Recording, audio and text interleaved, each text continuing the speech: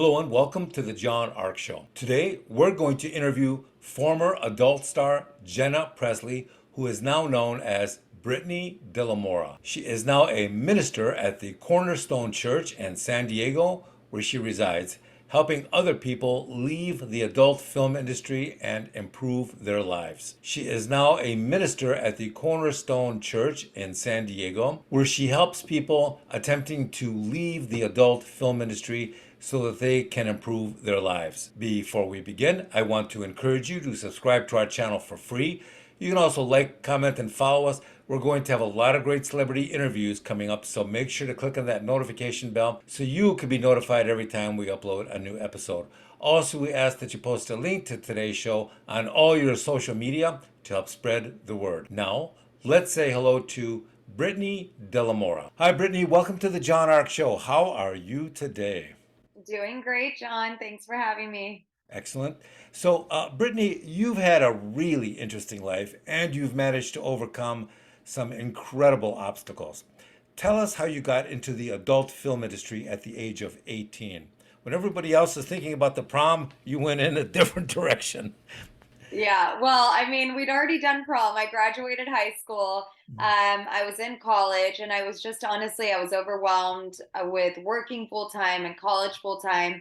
And I had ended up in a strip club at like 15 or 16 years old. And so as I'm like stressing out, I thought, well, I'll just go and start stripping and then I can quit my job.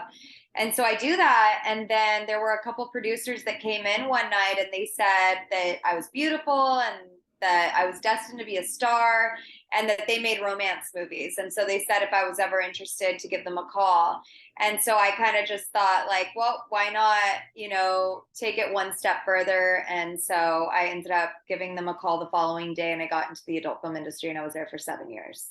Now, did they also neglect to check your ID or did you have fake ID? No, I was 18 at that time. So there Okay. was, or do you mean when I was like 15 in Mexico? I'm assuming when you were working at the Yeah, club, you were with fake ID or something? I didn't work at a club when I was like, I think I was about 16 years old. I wasn't actually working there. It was just one night. Okay. And they do All check right. IDs, but they kind of let you in with a valid high school ID. Okay. So, how big of a role did narcotics play in luring you into the business and keeping you there for a while? It played a huge role because I always say that what you don't get at home, you'll look for in the outside world. And there was like just a lack of love in my household. So when people were telling me that I was beautiful and that I was destined to be a star and that they loved me, these are things that, to a certain extent, I wish that I could have had at home. It was like very validating for me. And so because of that, I felt that I had found what I'd been looking for. Now, you thought about leaving the porn world on a number of occasions, but did not. What kept you there for so long? Well, one thing that kept me there was pride because I was too afraid to admit that I needed help and that I wanted to get out. And then after about 3.5 years, I finally quit, but I got involved with a pimp. I didn't know he was a pimp at the time, and I developed a relationship with this guy. And then he ended up being a pimp and got me back into the industry for another 3.5 years. Now, you were using drugs while in the industry. What was more addictive for you? Was it the fame and the money, or was it the narcotics? It was definitely the narcotics. The fame could only fill me for so long before I was just honestly I was over it. It wasn't satisfying my soul anymore, but the drugs are really what kept me there. Now, I understand that back in the day, you were making between $30 and $100,000 per month. Was that at the age of 18, or was that a little bit later? Yeah, at 18, starting out in the industry, my scene rate was about 900 to 1,000 a scene, and I was working every single day. So that's when I started making that kind of money. What do you think the scene rate is for performers these days? You know what? I don't honestly know. I think because of OnlyFans, it's probably gone down quite a bit because it's not, there's not as much of a need for porn films. When I left the industry, my rate was at $1,500, but that was back in 2012. Now, is that for a full 8 hour day, or is that for a couple of hours? No, you're in hair and makeup for about an hour. You're waiting around for a little bit doing photos and then you do your scene. So you're probably there no more than 4 hours. And how did your family finally find out about the work you did in the industry? Was it I while you were there or afterwards? No, I told them what I was doing pretty early on because I started getting put on like big time magazine covers that you would see at your like local 7-Eleven. And so I just thought better that I tell them than they find out from like seeing me on a magazine. And were you dating anybody at that point when you appeared on these magazine covers? And if so, what did they say? Well, I was dating somebody those first 3 years before I left the business, but he was a production manager, so he was well aware of what I was doing. So eventually you left and became a minister. What was it like back in the early days when you first became a minister? And how did most people react to it? Was it positive or negative? I mean, you get both ends. I think most of the people reacted more positively because if you've experienced the grace of God, then you can understand how somebody like me could go from living such a wild lifestyle to being sold out for Christ. And so I do get a lot of people that are genuinely supportive and happy. And then, of course, you get some people, maybe it makes them feel uncomfortable because they watch porn or they might have seen my porn. And so you kind of get like both ends. But I would say the vast majority of people are more supportive than not. Now, transitioning into becoming a minister, that involves public speaking. Did that come with a difficulty for you, or was it not difficult at all when you were preaching to your congregation? I would assume. I mean, I've done a lot of media interviews, so I was comfortable with that end, but it's like writing a whole sermon is a whole different ball game. So it definitely came with a lot of new fears and insecurities and can I do this? Am I called for this? And then like presenting in front of a camera is so much different than presenting a message that you have to pray and you're hoping that it's God speaking or giving you the word beforehand so that you can deliver. I started battling with like, it's so much more pressure because I don't feel like I'm just speaking words that I want to share, but I'm seeking God on behalf of people and having to share what He puts on my heart for people. So it just came with a different level of pressure. Have you ever heard of an AI program called Chat GPT? No. So it's a software that's free to use, and you can type in something like "write this Sunday's ministry for me," and it will write it. It is amazing. You can ask them to write, a romance story. Ask them to write about going to France on vacation. Whatever you want, it will Chat. write What is it it quickly. called? Chat what? Chat GBT. Chat GBT. Okay. Well, I Yeah. won't have them write my sermons because I do believe in spending time in the presence of God and letting Him give you the message, but that's very interesting. Isn't it? So, did anyone ever try and talk you into leaving the ministry and going back to your former profession? I mean, I wasn't serving in ministry at that point, but I had like quickly started dating a guy when I first went to church before I really started to understand that I needed to be single and I needed to really devote myself to God. And he was like, wanting me to get back into the industry because I didn't have a job. I had just left the business and I was looking for work and I was really struggling at that time. So he's like, well, why don't you just like get back into stripping, And I'm no, that's not going to happen. Tell us about your current efforts to help other people leave the adult film world and improve their lives. Yeah, so my husband and I founded lovealwaysministries.com, and we are really just on a mission to help people get set free from pornography. And we also help performers who want out of the business. So, any performer that reaches out to us that needs assistance in any sort of way, like I'm there for mentorship and spiritual counsel. And so we can help them kind of bridge that gap so that they can leave the industry behind.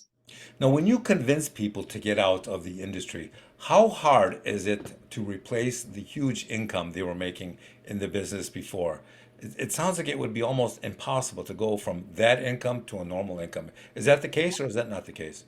No, that's definitely the case. And that's what holds a lot of performers back is that they so desperately want to leave, but they're not willing to humble themselves and live a lesser lifestyle. So that's what I had to do. Like I went from making that amount of money to only making $11 an hour. I had to rent a room from somebody. Prior to that, I had to live with my dad. Like it was like I had to go back to very humble beginnings. But if you just keep persevering, like you can get better job opportunities. But when you first leave the industry behind, it's going to be a completely different lifestyle, especially if you lived like I did and didn't have any savings. Did you have to cut off all contact with your friends from the industry once you left? Yeah, I cut off all contact with everybody from the industry. I deleted my every account on social media that was tied to that name. I changed my phone number. I basically disappeared off the face of the earth because in a weak moment, I didn't want to feel tempted to go back.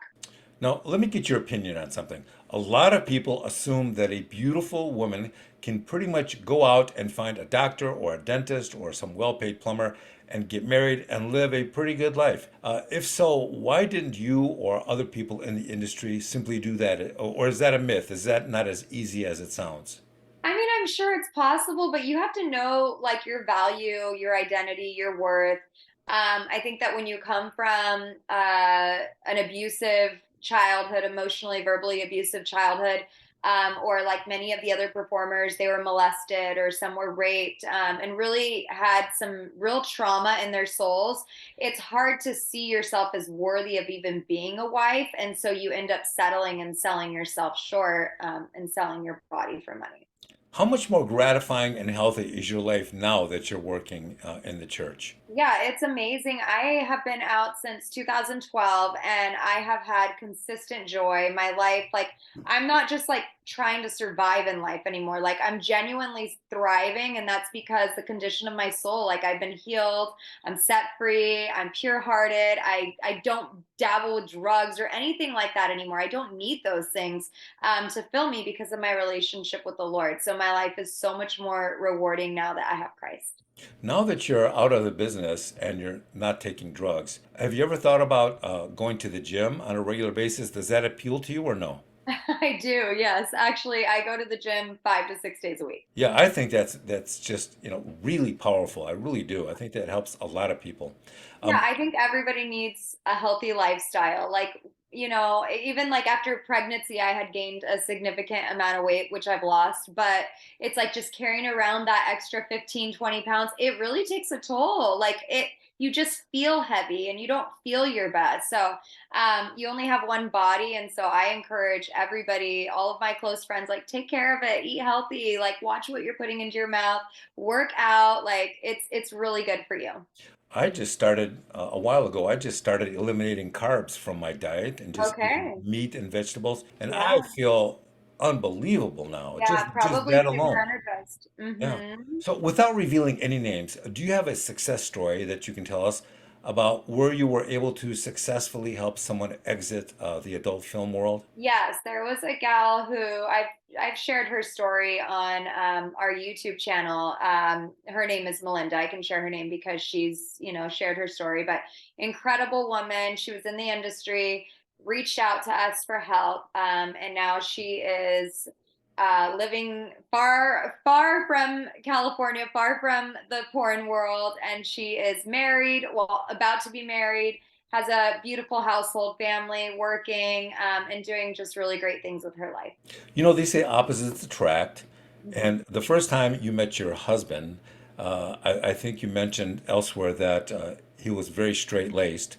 Is that part of the appeal to you at that point? Is that what sort of brought you together, the fact that you led opposite lifestyles? No, what drew me to my husband was that when I really got to know him, like he's the same man that he is on the stage, off the stage. Like when you hear him speak, it's just so authentic and so honorable and respectful. And he's the same person on or off. Like you don't get two versions of him. It's not like, oh, who's coming home today? Like he's just such a consistent, honorable, loving, and respectful man. And he was so different from every man that I've ever dated. But I think that when you start to recognize your value and your worth, you'll stop settling in relationships. And so, despite my past and despite any of your viewers' past, like if you're watching this and you have a past, like despite your past, like you still carry value, you still are an honorable person, and you can attract just that as well. And so, yeah, when I recognized my value, I knew like I didn't want to settle. And so I met an incredible man and I was determined that we were going to get married. I spent a lot of time praying for that, and I'm grateful that it happened. What is his astrological sign? Oh gosh, I don't know. A Virgo, I think. And what is your sign? And I'm an Aries. Okay. All right. So both strong-willed. So how does Yeah. that work out sometimes? All right. You don't have to answer that.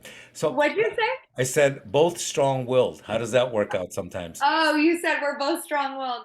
Yeah, we're strong-willed, but he's also very humble, and so yeah. I mean, it works for us because I think we are strong-willed, but we have the same vision. So we use that like feistiness to get us somewhere. You know what I mean? Like, let's go. This is what we want to do. We want to help people. We want to create. We want to do this. So we use it to our advantage. Now, when some of your old fans, or maybe just one person, I don't know, learned that you had successfully exited the industry and were building a really great life with your husband, uh, apparently we hear that somebody sent photos and videos of your previous work to your husband and Mhm. that you guys talked it out and worked it out, which to me is Yeah. just amazing. I'm thinking maybe one out of a million men could have dealt with that, but Yeah. he dealt with it, and you guys moved past it. Mhm. Once you do that, once you are both able to get past that, is there anything in this life that you think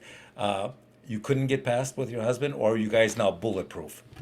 Yeah, no, I mean, I just think that our strength comes from Christ. And because we have a relationship with Him, He strengthens us in ways that most people would never understand. So, someone like my husband, who lived a very clean lifestyle, never imagined that he would marry an ex porn star, wasn't even like a porn addict, none of these things. And so, for him to have to see that, like, that's really big. But he sat there and the grace of God like reminded him that, hey, your future wife, because we were just engaged at this point, I believe, but your future wife is not a product of her past, she's a product of my grace. And when he received that word from God, it just strengthened his spirit, like, yeah, you're right, like I can walk with her in this in the future, like she's a great woman and her mistakes in her past don't define who she is today.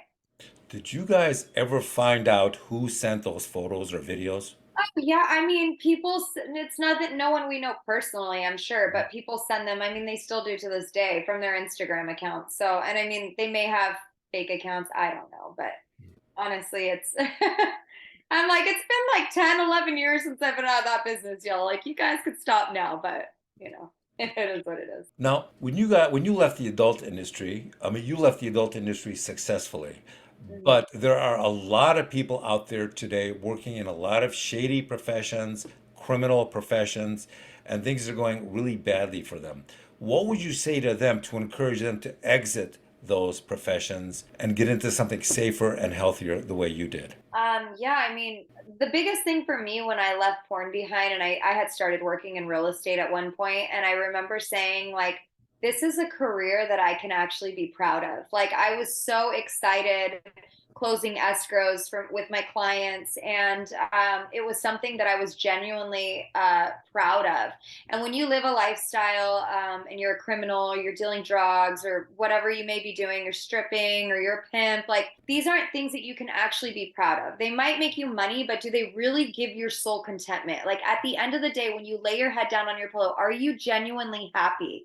Because I know that that lifestyle is not going to bring you happiness. And so if you do decide to make that radical move and you step out and you change your whole life, like the doors will open and blessings will follow, like, but it may be hard in the beginning. Like you may have to live a different lifestyle, you may not have the luxury apartments, you may have to sell your cars, but it's okay. Like you could get those things back if those are really important to you.